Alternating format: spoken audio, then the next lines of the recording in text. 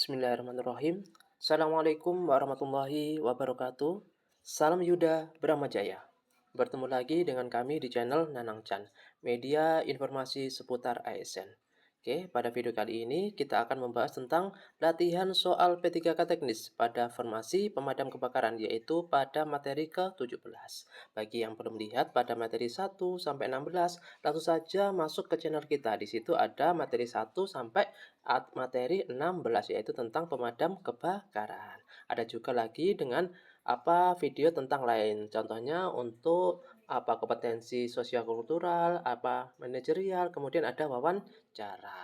Oke, tapi pada video kali ini, pada materi 17 ini kita akan membahas tentang anatomi tubuh manusia pada materi pada bagian ketiga. Oke, langsung saja kita ke pokok pembahasannya, yaitu ini lebih ke fokus pada saluran pernafasan atau sistem pernafasannya.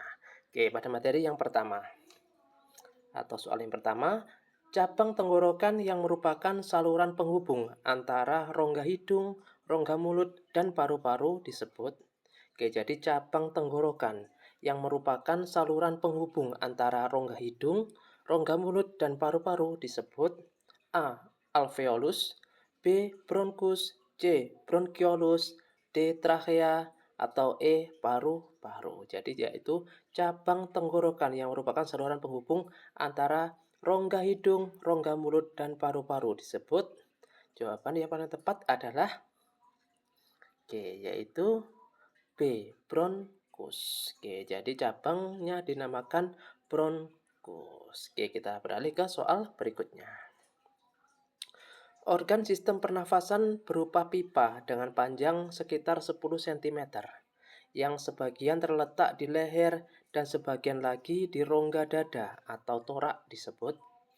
Organ sistem pernafasan berupa pipa dengan panjang 10 cm, yang sebagian terletak di leher dan sebagian lagi di rongga dada atau torak disebut A. Alveolus, B. Bronkus, C. Bronchiolus, D. Trachea, atau E. Paru-paru.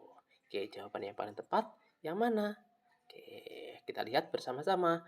Jawaban yang paling tepat adalah yaitu trachea. Trachea adalah organ sistem pernafasan yang berupa pipa dengan panjang sekitar 10 cm yang terletak di leher dan sebagian lagi di rongga dada atau torak, yaitu disebut dengan trachea. Kita beralih ke soal berikutnya. Pangkal tenggorokan memiliki katup yang disebut epiglotis. Yang paling belakang di pangkal itu namanya epiglotis, yang berfungsi mengatur jalannya makanan dan udara pernafasan agar sesuai dengan salurannya masing-masing. Disebut A. Alveolus, B. Bronkus, C. Bronchiolus, D. Laring, atau E. Paru-paru. Yaitu pangkal tenggorokan yang memiliki katup yang disebut epiglotis, yang berfungsi mengatur jalannya makanan dan udara pernafasan agar sesuai dengan salurannya masing-masing disebut. Jawaban yang paling tepat adalah kita lihat bersama-sama. Apa jawaban yang paling tepat? Yaitu laring. Yaitu laring adalah pangkal tenggorokan yang memiliki katup yang disebut epiglotis, itu disebut laring. Kita beralih ke soal berikutnya.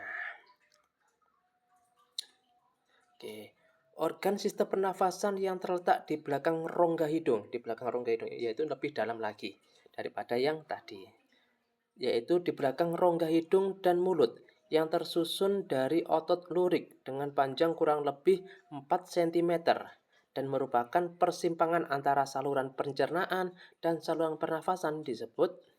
Yaitu ini letaknya di lebih dalam lagi daripada tadi, yaitu A. Alveolus, B. Bronkus, C. Bronchiolus, D. Faring, atau E. Paru-paru.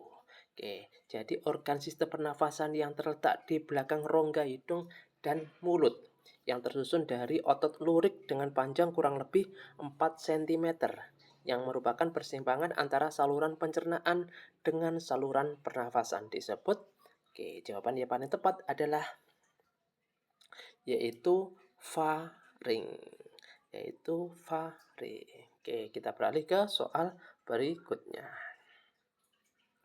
Produk hasil dari pembakaran yang paling berbahaya adalah asap. Oke, jadi produk dari hasil pembakaran atau hasil dari kejadian kebakaran adalah paling berbahaya, yaitu asap.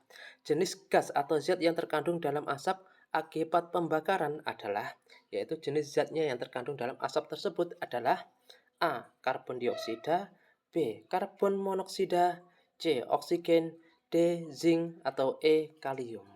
Oke, jadi produk jenis gas atau zat yang terkandung dalam asap hasil pembakaran disebut, jawaban yang paling tepat adalah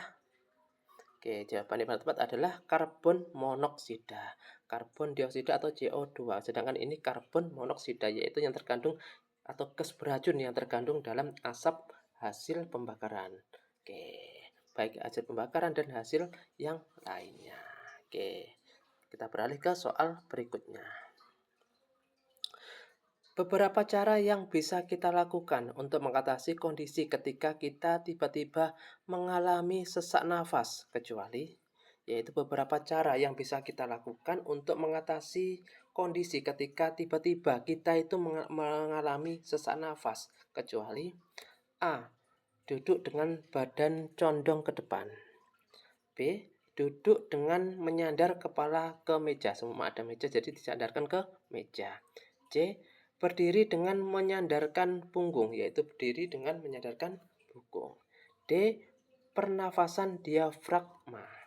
Kemudian E. Berdiri dengan menutup mata. Jadi cara-cara yang bisa kita lakukan ketika kita mengalami sesak nafas, yaitu atau kecuali yang mana? Kita lihat bersama-sama, yaitu E. Berdiri dengan menutup mata. Jadi banyak cara yang bisa kita lakukan apabila kita tiba-tiba merasakan sesak atau mengalami sesak nafas. Oke, kita beralih ke soal berikutnya. Produk hasil dari pembakaran yang paling berbahaya adalah asap yang saya sebutkan tadi. Berikut ini adalah beberapa gejala awal keracunan asap, maksudnya keracunan yang mengalami keracunan asap, kecuali yaitu beberapa gejala awal ini apabila kita mengalami keracunan asap, kecuali A. Sakit kepala tegang, yaitu sakit kepala yang merasa sangat berat. Kemudian B. Sesak nafas, C. Kelelahan, D. Mual dan muntah, atau E. Sakit telinga. Oke, pastinya kita sudah tahu mana jawaban yang kurang tepat. Oke, kita lihat bersama-sama, yaitu gejala awal keracunan. Keracunan apa? Keracunan apabila kita menghirup asap terlalu banyak. Yaitu jawaban yang paling tepat, maksudnya yang kecuali adalah yaitu sakit telinga. Karena nggak ada, ya bisa kita lihat nggak ada sangkut pautnya. Yang pastinya yang sering kita lihat atau sering kita alami yaitu bisa sakit kepala. Kalau ada asap mungkin ada dari tetangga kita melakukan pembakaran sampah. Kalau terlalu banyak otomatis kita merasa sakit kepala, bisa sesak nafas. Kalau terlalu banyak juga kita bisa merasakan kelelahan juga, kemudian mual dan muntah. Oke, kita beralih ke soal berikutnya. Ternyata sudah selesai. Terima kasih, semoga bermanfaat. Lanjut aja ke materi ke-18. Ya, apabila ada kurang lebihnya, apabila ada komentar, saran, atau kritik, langsung saja kirim ke kolom komentar. Kurang lebihnya mohon maaf, saya akhiri. Wassalamualaikum warahmatullahi wabarakatuh.